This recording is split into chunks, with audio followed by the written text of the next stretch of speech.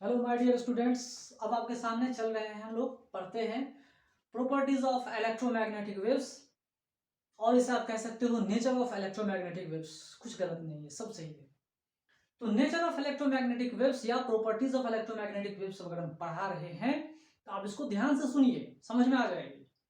तो एक हमने इक्वेशन लिखा है C is equal to speed of light in free space. C is equal to speed of light in free space, that is equal to one upon root under क्या, mu naught into eps naught. Mu naught क्या है, permeability of free space, eps naught क्या है, permeability of free space. इन दोनों की value find कर लो, root under डाल दो, वन अपॉन कर दो, तो आपको स्पीड ऑफ लाइट पता चल जाएगा। That will be equal to 3 into 10⁸ metre per second. ठीक है, चलिए ये बात तो समझ में आई। तो कहने का मतलब यह है कि फ्री स्पेस में जो इलेक्ट्रोमैग्नेटिक वेव की स्पीड है वो किसके ऊपर डिपेंड कर रहा है भाई? तो permeability of free space, permeability of free space के ऊपर डिपेंड कर रहा है, and permittivity of free space के ऊपर डिपेंड कर रहा है, मतलब नेचर के ऊपर डिपेंड कर रहा है। Nature of the medium, medium का नेचर क्या है उसके ऊपर डिपेंड कर रहा है स्पीड ऑफ लाइट। जो इलेक्ट्रोमैग्नेटिक वेव्स आप फ्री स्पेस में देख रहे हैं वो एक्चुअली किन चीजों के ऊपर डिपेंड करता है? तो म्यू नॉट के ऊपर डिपेंड कर रहा है, एफ नॉट के ऊपर डिपेंड कर रहा है, इनवर्सली डिपेंड करता है। ये इक्वेशन बता रहा है। लेकिन यहां देखिए, ये भी, ये जो आप भी देख रहे हो, ये भी क्या है भाई? One upon root under mu naught into E. Mu क्या है भाई? Permeability of medium. म्यू क्या है? Permeability of medium. और ये क्या है? Permittivity of any medium. देखिए, किसी भी इलेक्ट्रोमैग्नेटिक वेव का स्पीड जो होगा उस मीडियम में, वो किन के ऊपर डिपेंड करेगा? तो उस मीडियम के इलेक्ट्रिक एंड मैग्नेटिक प्रॉपर्टीज के ऊपर डिपेंड करेगा। Speed of wave in any medium will depend upon the electric and magnetic properties of that medium. तो यहां पे ई क्या है और म्यू नॉट क्या है? म्यू क्या है? ये है परमिटिविटी, है ना? स्पेलिंग गलत हो तो कोई दिक्कत नहीं है। परमिटिविटी ऑफ मीडियम, ठीक है। और म्यू क्या है? परमिएबिलिटी, है ना? ये क्या है? Permeability of medium. मतलब जो इलेक्ट्रोमैग्नेटिक वेव्स हैं वो किन के ऊपर डिपेंड करते हैं भाई? किन के ऊपर डिपेंड करते हैं?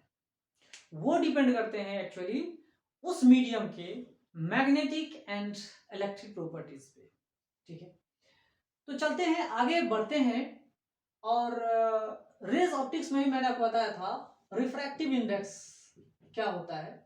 तो सी अपॉन किसी मीडियम का निकालना चाहेंगे, सी अपॉन भी, तो इस तरह से हम निकाल सकते हैं, कोई दिक्कत नहीं है। ठीक है, तो सी अपॉन भी क्या होगा? रिफ्रैक्टिव इंडेक्स होगा उस मीडियम का। ये ग्रेटर देन 1 होता है, तो इसको निकालने में कोई दिक्कत मुझे लग रहा है नहीं होनी चाहिए। यहाँ पे mu into E divided by mu not eps not root under लिखेंगे, तो ये होगा रिलेटिव परमिएबिलिटी और ये होगा रिलेटिव परमिटिविटी। ठीक है, मैग्नेटिक प्रॉपर्टीज पे डिपेंड करता है। क्या डिपेंड करता है भाई? उस इलेक्ट्रोमैग्नेटिक वेव्स की स्पीड उस मीडियम में, उस पार्टिकुलर मीडियम में। ठीक है, आई बात समझ में? ओके, अब चलते हैं आगे। मैंने इसे बताया 2πf एंगुलर फ्रीक्वेंसी है। क्या होता है भाई? 2πf, ये क्या है? क्या है 2πf? तो 2πf क्या है? एंगुलर फ्रीक्वेंसी, है ना? एंगुलर फ्रीक्वेंसी अगर है उतना तो कोई दिक्कत नहीं है। 2πf के बदले क्या लिख सकते हो? 2πc/λ लिख सकते हैं ना? तो c is equal to frequency into lambda लिख सकते हैं। इक्वेशन आ गया, इक्वेशन आ गई एक। ठीक है, फ्रीक्वेंसी किन चीजों के ऊपर डिपेंड करता है? तो फ्रीक्वेंसी लेमडा के ऊपर डिपेंड करता है। स्पीड ऑफ लाइट क्या है? कांस्टेंट है, फ्री स्पेस में c कांस्टेंट है, तो frequency is inversely proportional to lambda. यहां देख, frequency is inversely proportional to क्या है? लेमडा, है ना? और lambda is inversely proportional to frequency. ठीक है, इस तरह से जानते हैं, कोई दिक्कत नहीं है।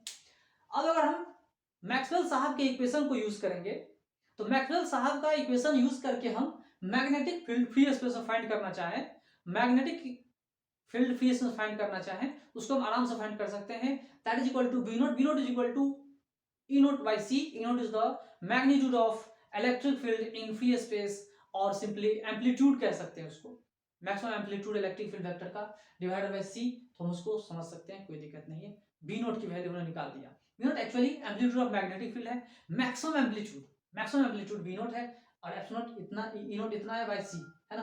तो हमने लिख दिया इस तरह से। चलिए, ये स्पीड ऑफ लाइट भी आप समझ सकते हो, सी को अगर बताओगे तो ई नोट बाय बी नोट, ई नोट क्या है, फ्री स्पेस में इलेक्ट्रिक फील्ड का मैक्सिमम एम्पलीट्यूड, और इतना ये, इस तरह से हमने बता दिया आपको। आगे चलते हैं, हर्ट साहब की कुछ कंट्रीब्यूशंस को हम लोग याद करते हैं, समझते हैं, और आपके जानकारी में बढ़ोतरी करेंगे। तो चलिए, जानकारी बढ़ोतरी करते हैं, तो थोड़ा सा इस चीज को जानते हैं कि हर्ट साहब जो फ्रीक्वेंसी, जिनके सम्मान में HZ लिखते हैं, फ्रीक्वेंसी का यूनिट जो होता है उन्हीं के नाम पे होता है। तो हर्ट साहब ने क्या किया था, हर्ट साहब ने दिखाया था इलेक्ट्रोमैग्नेटिक वेव का एग्जिस्टेंस, अस्तित्व है इस संसार में, डिस्कवर किया था, उन्होंने बताया था एक्सपेरिमेंटली, या जो कुछ भी है उन्होंने बताया था कि इलेक्ट्रोमैग्नेटिक वेव्स हैं इस संसार में, इलेक्ट्रोमैग्नेटिक वेव्स हैं, उनका डिस्कवरी उन्होंने किया था, और बताया था कि उस इलेक्ट्रोमैग्नेटिक वेव को हम डिफ्रैक्ट कर सकते हैं, रिफ्रैक्ट कर सकते हैं, पोलराइज कर सकते हैं। इस तरह से उन्होंने बताया जो इलेक्ट्रोमैग्नेटिक वेव्स हैं वो एक्चुअली वेव नेचर के हैं, they are of wave nature. उनका नेचर कैसा है भाई, तो वो वेव नेचर के हैं, उनका नेचर वेव जैसा होता है। समझ में आ रही है बात, वे वेव नेचर के हैं, उनको हम, जिसे हम डिफ्रैक्ट कर सकें, जिसको हम पोलराइज कर सकें, जिसे हम रिफ्रैक्ट कर सकें, वो वेव नेचर। लाइट को भी आप रिफ्रैक्ट कर सकते हैं, पोलराइज कर सकते हैं, डिफ्रैक्ट कर सकते हैं, तो वेव नेचर के अंतर्गत आती है, और मैं आपको पढ़ाऊंगा वेव नेचर, अभी मैंने पढ़ाया नहीं है लेकिन पढ़ाऊंगा, ठीक है। इसके बाद उन्होंने एक और चीज किया था, क्या किया, उन्होंने स्टेशनरी इलेक्ट्रोमैग्नेटिक वेव्स को भी खोज निकाला, ठीक है। क्या क्या प्रोड्यूस कर दिया, स्टेशनरी इलेक्ट्रोमैग्नेटिक वेव्स को। तो ये जो स्टेशनरी इलेक्ट्रोमैग्नेटिक वेव्स हैं वो है, उनको इन्होंने क्या किया, खोज कर दिया। तो दो नोड बना दिया, एक नोड यहाँ पे, दूसरा नोड यहाँ पर, ठीक है। और इनके बीच में जो भी था उसके हिसाब से उन्होंने क्या कर दिया, स्पीड ऑफ वेव बता दिया, that is equal to lambda into frequency. क्या था, लेमडा इंटू फ्रीक्वेंसी। तो यहाँ पे देखिए, फ्रीक्वेंसी जो है तो ऑसिलेटर्स हम निकाल सकते हैं, फ्रीक्वेंसी ऑफ दैट वेव, जो वेव है किसी भी चीज का वेव जो होगी वो उस ऑसिलेटर, वो इंस्ट्रूमेंट की फ्रीक्वेंसी हो जाएगी। ये तो हमें पता है, अगर वेव लेमडा पता चल जाए हमें तो हम स्पीड भी पता कर सकते हैं। तो उन्होंने स्पीड को ही पता कर दिया था, ठीक है। उन्होंने क्या कर दिया था, स्पीड को ही पता कर दिया था। मान लो ये दो नोड है, एक नोड दो नोड, ठीक है, और इस तरह से आ जाए, है ना। तो आप समझ सकते हो कि यहाँ पे क्या होगा, फ्रीक्वेंसी अगर लेमडा इतनी है तो, है ना, फ्रीक्वेंसी अगर इतनी है तो लेमडा इंटू फ्रीक्वेंसी क्या होगा, स्पीड हो जाएगा, ठीक है। इस तरह से उन्होंने बहुत सारा कंट्रीब्यूशन दिया था, और इसके लिए हम उनका तहे दिल से स्वागत करते हैं, धन्यवाद देते हैं, जितने सारे साइंटिस्ट हैं उन सबका, ठीक है, जिसके वजह से संसार में इतनी सारी चीज़ों का इन्वेंशन हुआ, आविष्कार हुआ, डिस्कवरी हुआ, और इतना नॉलेज हमें विज्ञान के बारे में, साइंस के बारे में है, ठीक है। अब आगे चलते हैं लाइट के बारे में। जो लाइट आसमान से आती है उसके बारे में थोड़ा समझते हैं। ये जो लाइट आसमान से आती है, क्या हमारे ऊपर कुछ प्रेशर डालती है,